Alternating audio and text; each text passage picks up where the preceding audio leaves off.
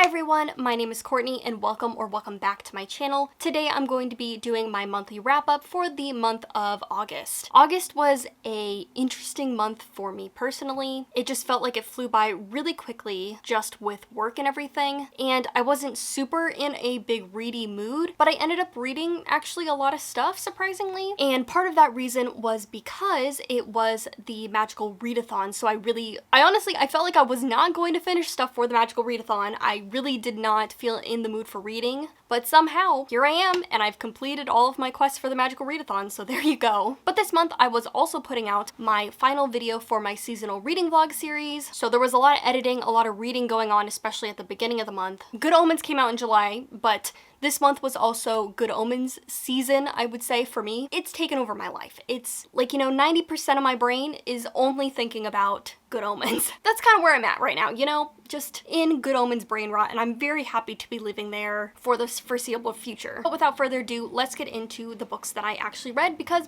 I did read a lot, so we do have a fair amount to cover. So the first couple books I'm going to talk about are the books that I read for that summer reading vlog series, where I've been basically curating different creators and what the YouTube community thinks are good books for different seasons, and then kind of reading those books. But yeah, check out that series if you want those thoughts. I did a 4-part series over a year. I'm very proud of that, feeling very good about that. And so for finishing out that reading vlog series, I was reading Our Wives Under the Sea by Julia Armfield. This is a adult contemporary literary fiction type story with speculative elements. Pretty short, but it's very lit-ficky. It's very much non-linear timelines, very much like this close, intimate relationship kind of story. And it's about two women who are married to each other, and the main character's basically wife has come back from a traumatic experience where she was like stuck on a submarine for many months on a research project, and some weird stuff is going on with her after that experience. And I gave this like a 3.5 out of 5 stars. Personally, it just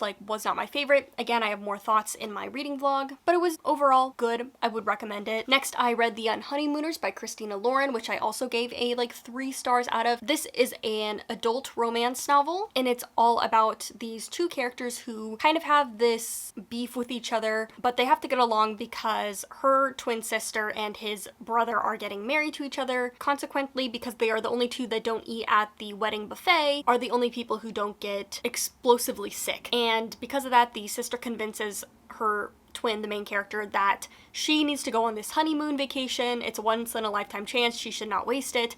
And of course, she's going with the dude that she doesn't like because he's the only other person that didn't get sick. And so it's a little bit of fake relationship, a little bit of rivals or enemies to lovers, much like cute, fluffy kind of romance vacation vibe story. There was a lot of this I really enjoyed. I have more thoughts again in that video as to why I gave it a 3 stars instead of a higher rating. But for me, this was solid. It was good. It's just not something I personally am going to really connect with and think about a lot. And then the final book that I read was The Girl from the Sea, which I believe I gave 3.75 stars to. This is a young adult graphic novel, and it's basically a coming of age story mixed in with a Selkie tale. So our main character is just trying so hard to fit in her last year of high school so that she can go off to college and be who she feels she really is. But those plans are kind of broken up when over the summer a Selkie that she knew as a child comes back to kind of reclaim her affections. Suddenly she can't really hide who she is anymore, and things happen from there. Really cute. I thought some stuff could have been fleshed out, but overall I liked this. It was, again, just really cute. Perfect for summer. Before we get into the other books that I read for just the month in general, I guess we should go over my volumes of manga. So for this month, I ended up reading a lot of manga. Volumes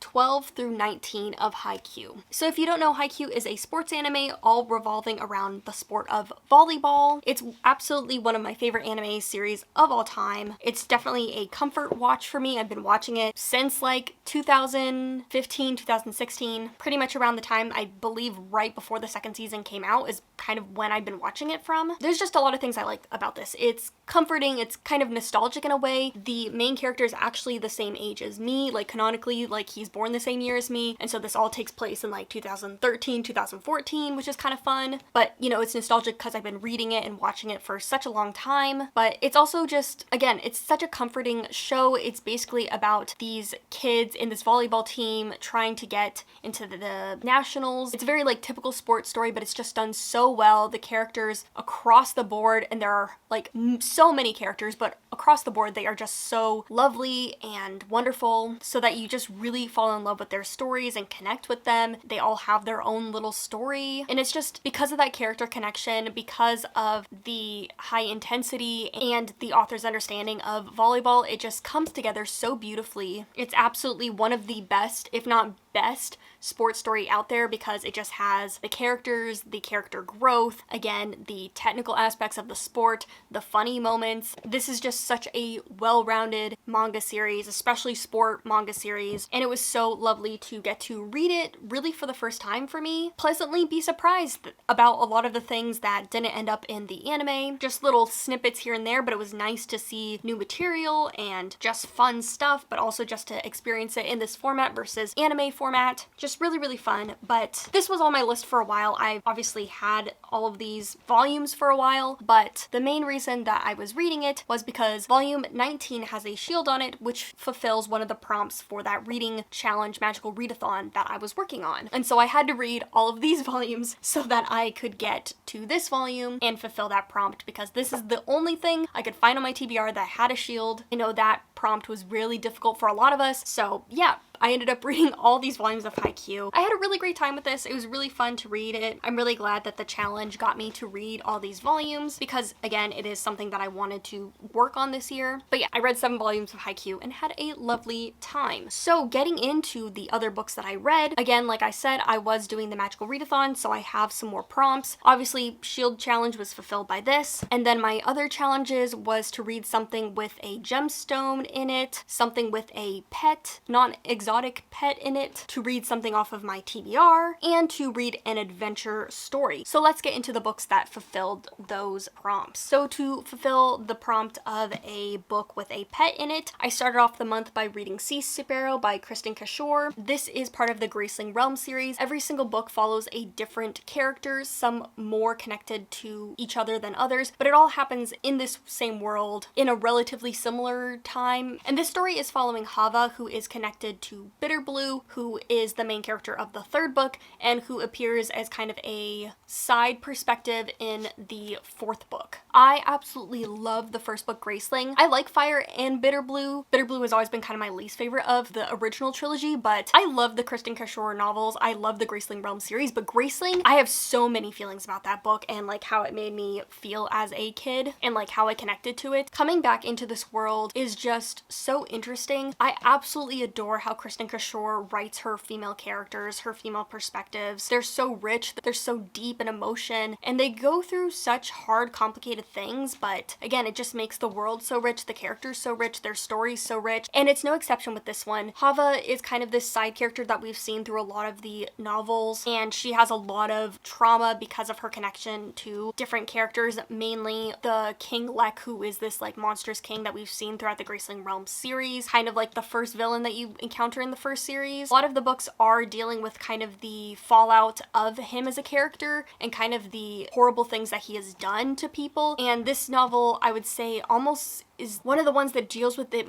the most directly, because Hava was so affected by King Lek's death and the abuse that she suffered under him. This novel is really interesting because it's like this wintry survival kind of shipwreck tale, but so much of it is just like this internal story of Hava dealing with her past, dealing with her emotions, dealing with all the things that she has gone through. And I love Hava, I love her story, but I ended up giving this novel a 3.75 out of 5 stars. I just want to get away from Bitterblue blue, if that makes sense. What I loved about the original trilogy of the Graceling realm is that characters were loosely connected with each other, but they weren't directly linked a lot of the time. Like, they were kind of more hints to being connected with each other. If it looks different, it's because I got stopped by my camera battery dying. But we were talking about Sea Sparrow. The last couple books have really been more connected to Bitterblue's story. We're more closely, directly connected to a continuous plot line, even though we're following different characters. They're more linked together. What I loved about the original series is that we were in the same world, but they weren't so overly connected. It's so hard because I love Hava, I love her story, and it's not that I really dislike Bitterblue, but like, I'm just ready to be with other characters and doing other stuff, if that makes sense. My big qualms with Winterkeep was that Bitterblue storyline. I felt like multiple perspectives and multiple people's story was that the main new protagonist couldn't really shine through because there was a little bit of split focus, and I just really liked her as a character and I wanted to explore her more. I was just like,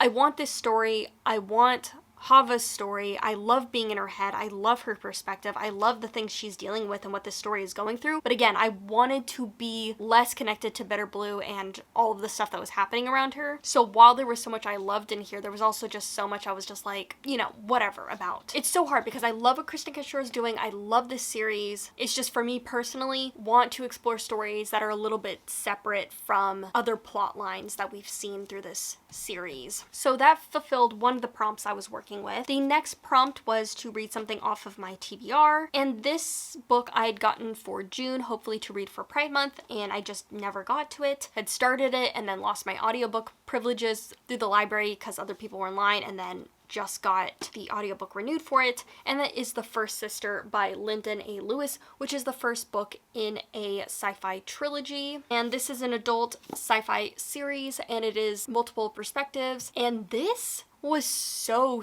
good. I absolutely loved the audiobook experience. I loved the narrators. They did such a good performance. But basically, this sci-fi world, there's mainly these two sides. One is like military, capitalistic kind of thing, and the other one is also very military, but more in like a religious. And so like, they're very strict. They have a lot of rules and regulations and different cultures, and they're fighting each other. And so we're getting one character on one side, the religious order, and then another character on the military side, and then the third perspective is like this audio recording to another one of the characters, and it is through like a new side, or they're on their own side basically, but they've been on one of the sides. And again, I just loved this. I felt like it was so well done. I loved the characters. I loved their story. I'm excited to see what happens next. The plot twist completely surprised me. I'm personally not a plot twist girly. It doesn't really matter to me. It's just not something I've really cared about. And when things are surprising, I tend to feel like a lot of the times it's because they are unbelievable in the circumstances, or they are just trying to be out there. You know, like, I just don't like plot twists for the sake of plot twists. But for me, it was surprising, but when I think about it, I'm like, oh my god, there was so much foreshadowing, it was so well developed that this is, one, surprising, but also so believable. I can't believe I didn't see this coming. I loved it. It was so good. And again, I'm so excited to read the rest of the series. It's got the plot, it's got the action, but it's also so deeply about the characters and their relationships with each other and how they cross paths. And this is like, it's just starting out. There's so much to explore in this series, but I loved this first book. So good. For that next prompt, I had to finish a book with a gemstone in the title, and I picked Gods of Jade and Shadow by Silvira Moreno Garcia. And this is a standalone adult fantasy novel, and it is a historical fantasy novel around the Jazz Age era in Mexico. And our main character accidentally opens a box in her grandfather's house, and from there she is set on a plot to, more like a quest I guess, to help this death god regain their throne. She has a little bit of a like Cinderella type story where she has been kind of abused by her house and kind of made into a servant, and this is like her big escape kind of from that situation, figuring out herself and what she wants to do with her life. And this death god gave this like a 3.5 stars, and I felt similarly about the other Silvia Moreno Garcia novel that I read. She understands plots, stories, mythology, mythology, fairy tales so well, and she's so good at wrapping them into her stories. She is so particular about her characters. They feel so fleshed out and so real, and their thought processes are just so interesting to follow, especially for this one where it's like a very like questy kind of novel. I've just never been super into like fetch quest kind of novels, so you know, there's that. But other than that, I can't put my finger on why I just like her novels but don't love them. I don't know if it's like when I'm reading them or what it is, but I always just feel like, yeah, I'm enjoying this.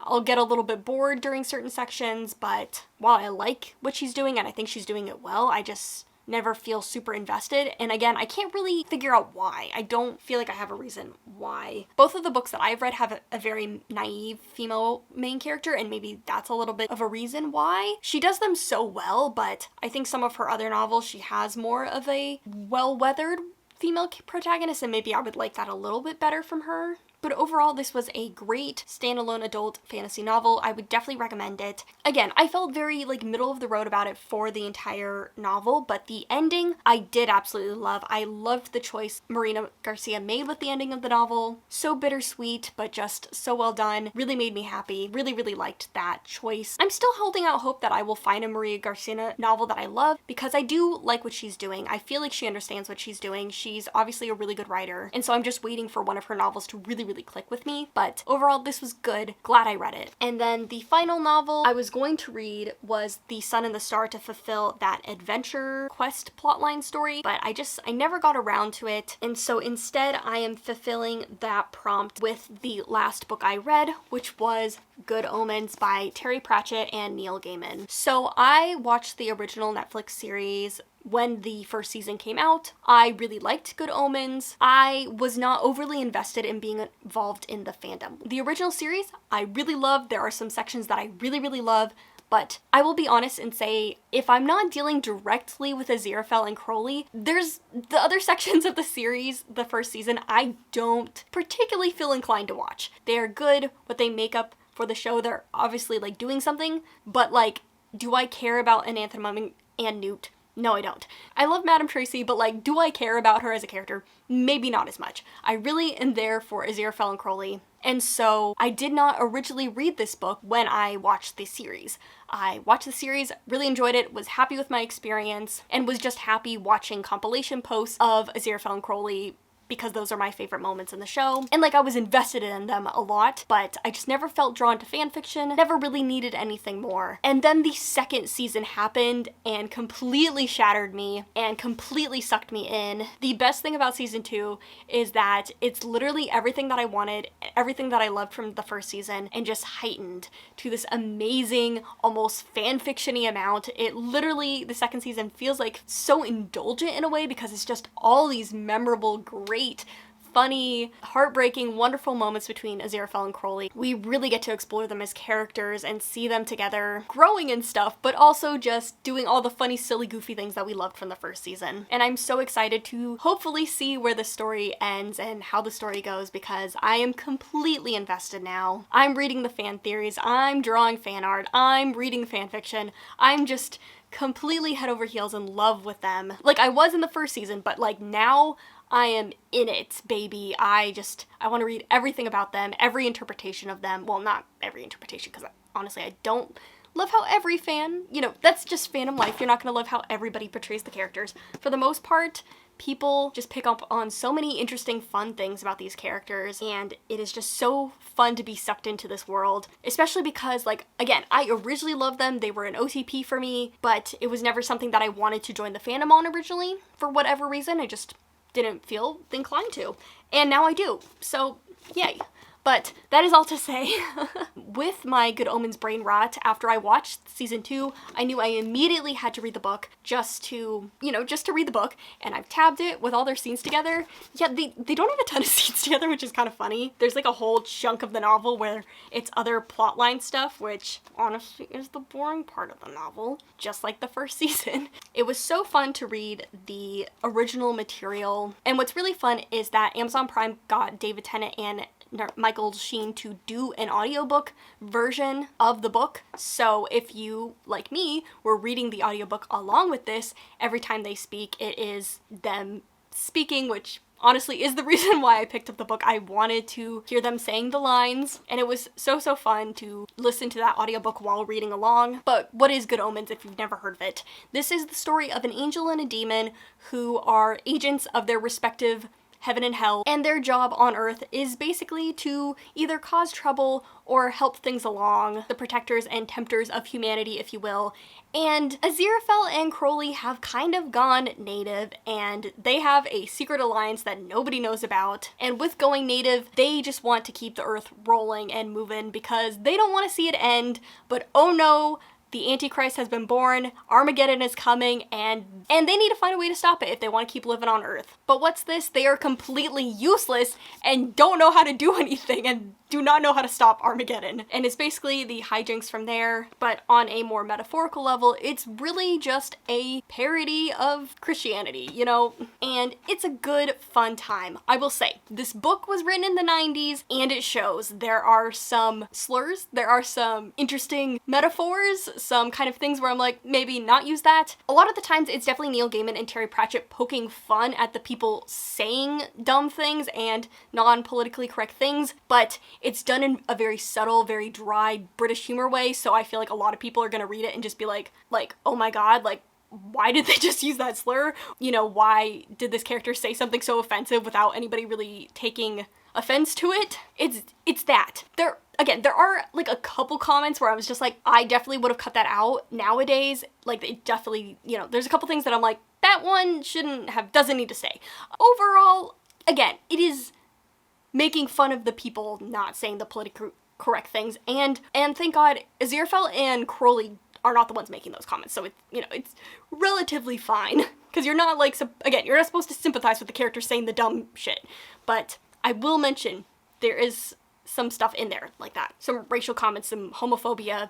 Be warned, if you are a fan of the series, be warned going into the book that there's some stuff in there that does not quite hold up to today's standards. And would I recommend this? Honestly, I'm giving this like a 3.75 stars. There's a lot of fun stuff, especially if you are a big fan of the series. You might want to read this just to get some extra tidbits that you didn't see in the original series. For me personally, the series is where it's at. I just love David Tennant and Michael Sheen's versions of these characters. I like how things were updated, and I also just really like the things that Neil Gaiman added to the television series. He made some really good, smart choices in how he fleshed out the world and stuff. So like, this is not necessary or required reading, even if you are a really big fan of the show. But I will say, it was fun to read it. It was especially fun to hear Michael Sheen and David Tennant reprising their roles. There's a couple really lovely moments, and also their relationship in the book is a lot more steadfast than it is in the show, so it's nice to, see that. But overall, it's just a weird little story. It's a weird little book. Highly recommend that you check out the Amazon Prime show. Definitely recommend it. That was a fun thing that I did. I watched season 2. I read this. Took my time really listening to it with that audiobook on 1 time speed. Oh my god, yeah. Literally hours after finishing the book, I was like, yes, I finished the book. And then I went directly back to Amazon Prime and was like, okay, here we go. I'm gonna rewatch season 1. And then here we go, I'm gonna rewatch season 2. And so that's where I'm at. I am already ready for another season 2 rewatch. I can tell you, oh my god, I'm ready. It doesn't matter that I've been seeing clips all over TikTok. I'm so ready to rewatch it again, even though it's been like 5 days. Yeah, I wasn't lying. I'm very much in Good Omens hell, and I'm very okay with that. These are all the books that I read in the month of August. Yeah, August. And again, surprisingly, a lot of reading done for this being the only thing in my brain at the moment. These are all the books that I read. Let me know what you read this last month. I would love to know. If you're a big Good Omens fan, I would also love to know about that. Not doing a lot outside of work right now. I am extremely tired just from like insomnia and working full-time right now. I know I've said this over the past couple months, but I'm really starting to feel burnt out. Not necessarily from YouTube, although I haven't really had like ideas that I've wanted to pursue at the moment. And so possibly, tentatively, I might be taking September off a little bit just to kind of chill. All of my brain power is going into Good Omens, and I don't really want to put it into other things, and I'm just not feeling it at the moment. It's just kind of where I'm at, possibly. I don't know. I always return to YouTube. Like, I never really stay away for that long, but I'm kind of feeling a small, tiny, possibly month hiatus. Yeah, just letting you know. But we'll see, because like, I was not feeling it this month, and clearly that didn't really matter. I still read a lot. Yeah, we'll see how it's going. Thank you so much for watching. I'll see you guys later, and happy reading.